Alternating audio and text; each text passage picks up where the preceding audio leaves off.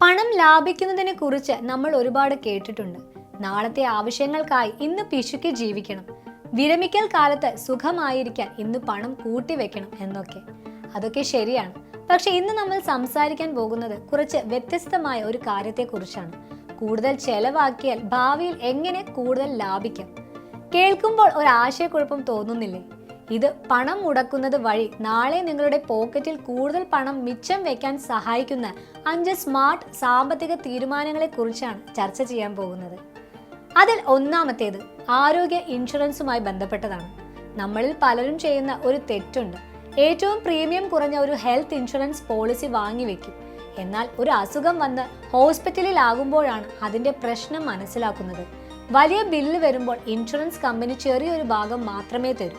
ബാക്കിയുള്ള ഭീമമായ തുക നമ്മുടെ കയ്യിൽ നിന്ന് കൊടുക്കേണ്ടി വരും. അതുകൊണ്ട് കുറഞ്ഞ പ്രീമിയം നോക്കി വില കുറഞ്ഞ പോളിസി എടുക്കുന്നതിന് പകരം കുറച്ച് പണം കൂടുതൽ മുടക്കി നല്ല കവറേജ് ഉള്ള സമഗ്രമായ ഒരു ആരോഗ്യ ഇൻഷുറൻസ് തിരഞ്ഞെടുക്കുക. ഇന്നത്തെ ഈ അധിക ചിലവ് നാളത്തെ വലിയ ഹോസ്പിറ്റൽ ബില്ലുകളിൽ നിന്ന് നിങ്ങളെ രക്ഷിക്കും. ഇനി രണ്ടാമത്തെ കാര്യം നമ്മുടെ ടാക്സുമായി ബന്ധപ്പെട്ടതാണ്. ഇൻകം ടാക്സ് റിട്ടേൺ ഫയൽ ചെയ്യേണ്ട സമയമാകുമ്പോൾ പലരും അവസാന നിമിഷത്തേക്ക് അത് മാറ്റിവെക്കും, അല്ലെങ്കിൽ സ്വന്തമായി എന്തെങ്കിലുമൊക്കെ കാണിച്ച് ഫയൽ ചെയ്യും. എന്നാൽ ടാക്സ് നിയമങ്ങൾ അല്പം സങ്കീർണമാണ്. നമ്മളൊരു പ്രൊഫഷണൽ ആയ ചാർട്ടേഡ് അക്കൗണ്ടിന്റെയോ ടാക്സ് ഉപദേശകന്റെയോ സഹായം തേടിയാൽ അവർക്ക് കൊടുക്കുന്ന ഫീസിനേക്കാൾ കൂടുതൽ പണം നമുക്ക് ലാഭിക്കാൻ കഴിഞ്ഞേക്കും. നിയമപരമായി ലഭിക്കുന്ന എല്ലാ ഇളവുകളും ക്ലെയിം ചെയ്യാനും തെറ്റുകൾ വരുത്തി ഇൻകം ടാക്സ് ഡിപ്പാർട്ട്മെന്റിന്റെ നോട്ടീസ് വരുന്നത് ഒഴിവാക്കാനും ഇത് സഹായിക്കും. ആ ഫീസ് ഒരു ചെലവല്ല, മറിച്ച് ഒരു മികച്ച നിക്ഷേപമാണ്.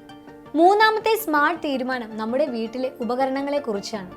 വില കുറഞ്ഞ ഒരു ഫ്രിഡ്ജോ ലാപ്ടോപ്പോ വാങ്ങി കുറച്ചു നാൾ കഴിയുമ്പോൾ അത് അടിക്കടിക്ക് കേടായി റിപ്പയർ ചെയ്യാൻ ഓടുന്നത് നമുക്ക് എല്ലാവർക്കും പരിചയമുള്ള കാര്യമാണ്.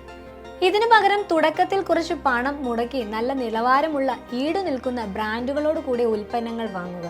ഇതിടയ്ക്കിടയ്ക്കുള്ള റിപ്പയർ ചെലവുകൾ ലാഭിക്കാൻ മാത്രമല്ല, പലപ്പോഴും ഇവയ്ക്ക് വൈദ്യുതി ഉപയോഗം കുറവായതുകൊണ്ട് കറണ്ട് ബില്ലിലും പണം ലാഭിക്കാൻ നമ്മെ സഹായിക്കും. നാലാമതായി വിദ്യാഭ്യാസത്തിലും സ്വന്തം കഴിവുകൾ വർദ്ധിപ്പിക്കുന്നതിലും പണം മുടക്കുന്നതിനെ കുറിച്ചാണ്. മക്കളുടെ ഉന്നത വിദ്യാഭ്യാസത്തിനോ അല്ലെങ്കിൽ നമ്മുടെ ജോലിയിൽ മുന്നേറാൻ സഹായിക്കുന്ന പുതിയ കോഴ്സുകൾ പഠിക്കുന്നതിനോ ഇന്ന് പണം ചെലവാക്കുന്നത് ഒരുപക്ഷെ നമുക്കൊരു ഭാരമായി തോന്നും. എന്നാൽ ഓർക്കുക, വിദ്യാഭ്യാസത്തിനുള്ള ഈ നിക്ഷേപം ദീർഘകാല അടിസ്ഥാനത്തിൽ നിങ്ങളുടെ വരുമാനം വർദ്ധിപ്പിക്കാനും കൂടുതൽ സുരക്ഷിതമായ ഒരു ജോലി നേടാനും സഹായിക്കും. അവസാനമായി അഞ്ചാമത്തെ കാര്യം, ജീവനും വീടും വാഹനത്തിനും ഇൻഷുറൻസ് എടുക്കുമ്പോൾ പലരും ഏറ്റവും കുറഞ്ഞ കവറേജ് ആണ് തിരഞ്ഞെടുക്കുന്നത്. പ്രീമിയം കുറയുമല്ലോ എന്നതാണ് അതിലെ ആകർഷണം. എന്നാൽ അപ്രതീക്ഷിതമായി ഒരു അപകടമോ നഷ്ടമോ സംഭവിച്ചാൽ ആ കുറഞ്ഞ ഇൻഷുറൻസ് തുക ഒന്നിനും തികയാതെ വരും. അപ്പോൾ നമ്മുടെ കയ്യിൽ നിന്ന് വലിയൊരു തുക നഷ്ടമാകും. അതുകൊണ്ട് ആവശ്യത്തിന് സുരക്ഷ നൽകുന്ന ശരിയായ ഇൻഷുറൻസ് കവറേജ് തിരഞ്ഞെടുക്കാൻ മടിക്കരുത്. ചുരുക്കത്തിൽ സാമ്പത്തികമായ മിടുക്ക് എന്നത് എപ്പോഴും പിശുക്ക് കാണിക്കുന്നതല്ല, മറിച്ച് എവിടെയാണ് കൂടുതൽ പണം മുടക്കേണ്ടതെന്നും അത് ഭാവിയിൽ എങ്ങനെ നമുക്ക് ഗുണകരമാകുമെന്നും തിരിച്ചറിയുന്നതിലൂടെയാണ്. ഈ വിവരങ്ങൾ പൊതുവായ അറിവിലേക്കായി മാത്രമാണ്. എന്തെങ്കിലും തരത്തിലുള്ള നിക്ഷേപങ്ങൾ നടത്തുന്നതിന് മുൻപ് ഒരു സാമ്പത്തിക വിദഗ്ധന്റെ ഉപദേശം തേടുക.